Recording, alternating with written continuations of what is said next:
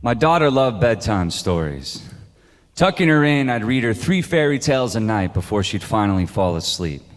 Her favorites were Cinderella and Sleeping Beauty, but there was one I'd always skip. When she'd ask me why I wouldn't read her Red Riding Hood, I said I can't. It gives me nightmares. Maybe someday when you're older. I'd kiss her goodnight, lock the windows, check the doors, and smoke alone on the porch at midnight, knowing there's worse than wolves in this world. Vallejo, California. I'm 21 years old. My girlfriend's 23, and we moved with our newborn daughter into the only apartment complex welfare can afford. The rent is cheap because we're the first room next to the only door of a 3-story complex, and the doorbell is broken. So every hour, people are pounding on the front door, waking up my daughter from the crib and sending us screaming into the hall, "Next time, call first." The complex is next to a bus stop and a porn store. We sleep with a baseball bat beside our bed, and the only thing that separates us from the street is that door and our deadbolt. All I want is to shut out the world, to ignore the slurred screams from the second story, the passed out people on the sidewalk. But I can't ignore the girl in the hallway. It's hard to. I see her every day. She has a got-to smile, messy brown hair, and a doll that dangles from its only arm. Every day she asks me, "What's your baby's name?" I say, "It's Nadia, remember?" She always wants to come inside, but I don't know which door she belongs to. Don't want parents to watch her going into a stranger's home, so I say, "Maybe another time, okay, honey? Why don't you go run along now? Go play." Every day I see her, coloring books on the staircase, just another part of the complex, like the white guy on the porch with bad tattoos who asks me for a cigarette every time I take out the trash. Every morning, "What's your baby's name?" I answer, and she never remembers, till it becomes just another noise like the gunshots a block away or the sirens that become my daughter's first lullabies. One day the girl is crying, says she's hungry, so we finally invite her inside, and I give her cookies and milk like a stray cat. She wants to stay, but it's our daughter's bedtime. "You gotta go to your own home now, okay, honey? I'll see you tomorrow." She waved goodbye to my daughter, then I locked the door behind her and left her in the hallway. The next day, she disappears. It's December 9th, 1999. By midnight, cops are knocking. 2 days later, FBI agents are pounding on the front door.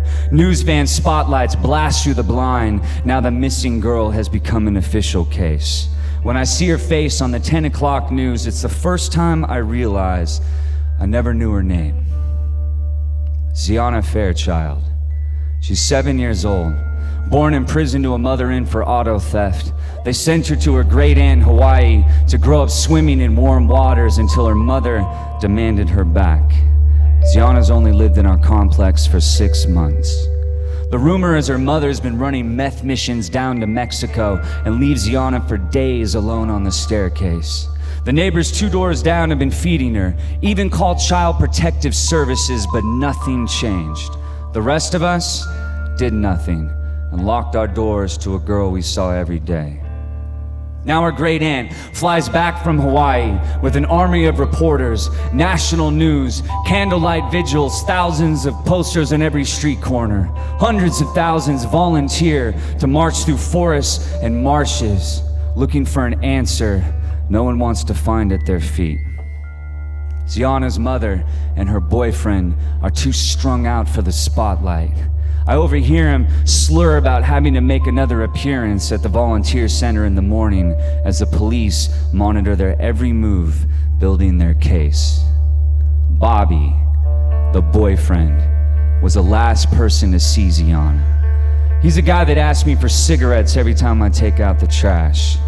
His story of that morning changes every day.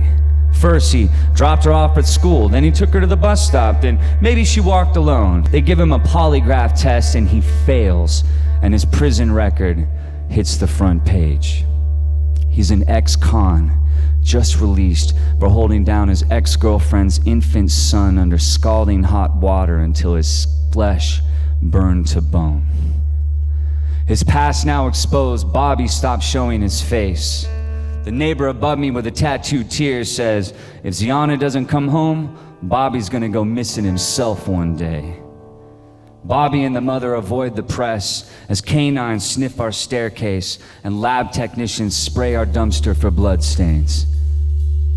The word is they don't have enough evidence to charge Bobby as the weeks turn into months and the reward grows to 75 grand. Bobby and the mother know the world is watching, so they try to move out at midnight, but cameras come out of the shadows. Neighbors screaming at Ziana's mother for sticking with this monster. She shoves reporters out of the way, and then there's a moment outside by the car where I'm alone with Bobby. He asks me for a cigarette. I say no fucking way. I want to smash his face in, to hurt him the way he hurts children. But then the cameras come back, and I know I missed my moment. They drive away past a poster of a gap-toothed girl grinning on the street corner. It's been 8 months, and Ziana still hasn't come home. Every new parent knows you're paranoid enough of thumbtacks on the carpet and every sharp edge to a table. But now I'm awake until sunrise against my daughter's crib, afraid she's gonna miss a single breath. A month later, another girl goes missing, only blocks away.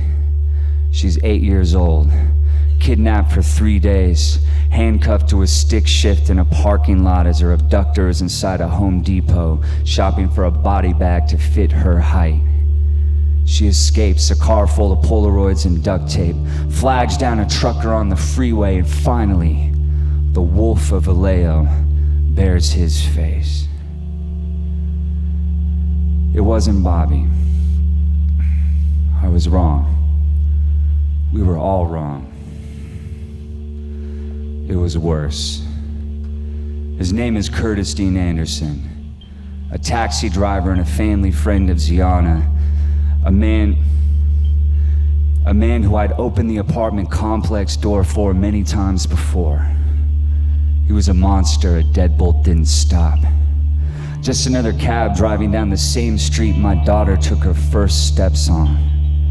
A man who watched Ziana walk alone to school every morning as her neighbors locked our doors on a girl we saw every day. A year after she went missing, they found Ziana's skull in the Santa Cruz Mountains, identified only by her grinning gap teeth. Curtis pled guilty to avoid the death penalty, claimed to have killed a dozen more girls, but their bodies were never found. He bragged to his cellmate about what he had done to Ziana, details I would never repeat. He died of natural causes in prison the same year my daughter reached Ziana's age. Ziana was across every headline, but now she's yellowing newsprint, empty volunteer centers, a testament to locked doors. She was a story I could never tell my daughter. Why Red Riding Hood gave me nightmares. Some girls never make it out of the forest. Some stories children should never hear. It's been 15 years, and I wish I had someone to apologize to. I don't know if I could have saved you, but I could have done something.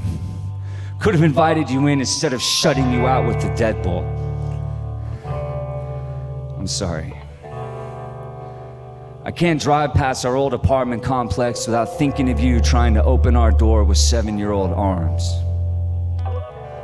I didn't know your story when you were alive, but I can tell it now and ask the world to remember your name. Ziana Fairchild, the girl I left in the hallway.